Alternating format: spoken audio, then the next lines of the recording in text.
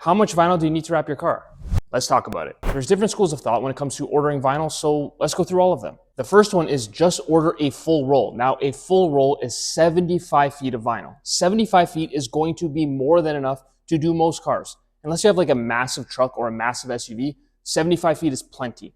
Now, the problem is if you're ordering that much vinyl, you're going to have extra. And if you're ordering extra, it means you're paying for a vinyl that you don't need. So unless you want to waste money, I don't think that's the best option. Let's look at some others. The second way to do it is to take the length of the vehicle, so that's from the front bumper all the way to the back bumper, get that measurement, and you can find it online really easily, multiply it by 3, then add 10 feet for like bumpers or mistakes you might make. The reason you're multiplying by 3 is because you're accounting for the side here, so that's 1.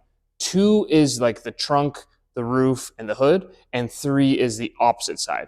So 1, 2, 3, take that length, multiply by 3, you cover all your bases. So this Lexus is 180 inches long. In feet, that's 15 feet, times 3 is 45 feet, and then add the extra 10 feet for bumpers and maybe some mistakes, you're at 55 feet of material.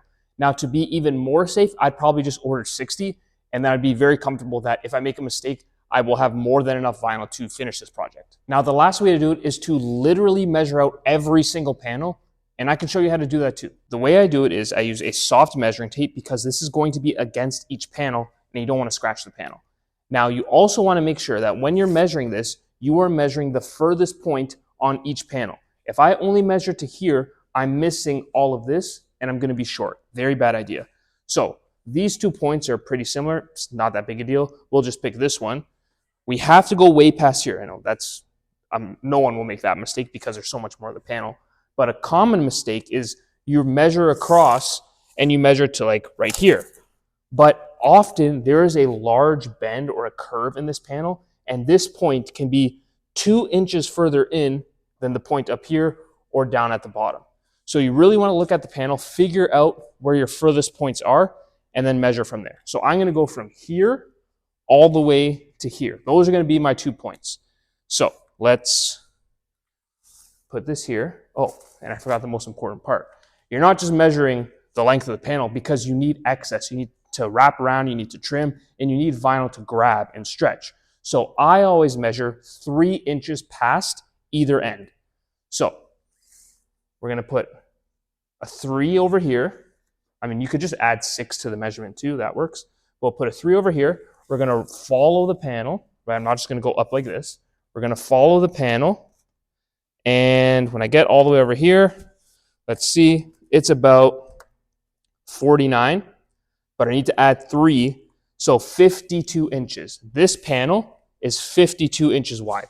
So you're just going to do that for all of the panels and then add them all up at the end, and that total amount, that's the amount of vinyl that you need. Now, personally, I don't like this method because number 1, it takes way too long, like it's really time consuming. But number 2, it's going to give you a number that's, again, way more vinyl than you need. So this method pretty much only works if you just want to wrap like your hood or your roof or something. But the issue you're going to run into if you do it this way is with the sides and the bumpers. The doors right here need to be cut out of the piece that is this quarter panel. See this giant piece here? The door should be cut out of that. If you measure the quarter panel separately, then add each door, that's extra because those should have been cut out of that piece, if that makes sense. And the front and rear bumpers should also be cut out of one piece. So if you're measuring them individually, you're going to get too much vinyl. In my opinion, the best way to do it is to get the length, multiply it by 3, and then add that 10 to 15 feet for either mistakes or, just peace of mind. If you do it that way, you will order the proper amount of vinyl and you won't be paying for vinyl that you don't need. I have to mention that in previous videos, I've always said that I just buy the full roll, the 75-foot roll. So why would I say I do that and then here recommend getting the length and multiplying by 3? Well, the reason is the 75-foot roll, that's for customers' cars. I only do that for customers' cars. If you're doing it yourself, just get the length and measure by 3. I think they're different things. The reason I get the 75-foot roll for customers' cars is for safety if something happens to their wrap. So if they get hit, if they, I don't know, like someone hits them, or they scrape a pole in a parking garage, or I could have messed up and the wrap starts failing or peeling or bubbling, whatever, it's for getting things rewrapped. If I have to rewrap a customer's car, I don't want there to be any discrepancy between the saturation, the hue, or anything in the vinyl. I want it to look exactly the same as the original color that we wrapped it. So you can order a new roll of the same color, but it might not be identical. This way, if I order one roll and I have a lot extra, the color will be identical. I don't have to worry about that. Again, there is a downside to it. I have tons of extra rolls of vinyl, and these are colors that I'm probably never going to use again. But if you're wrapping your own car, you don't got to worry about that. So just go with the option of measuring the length and multiplying by 3. Hopefully this video helps you understand how much vinyl you need. And as always, thanks for watching.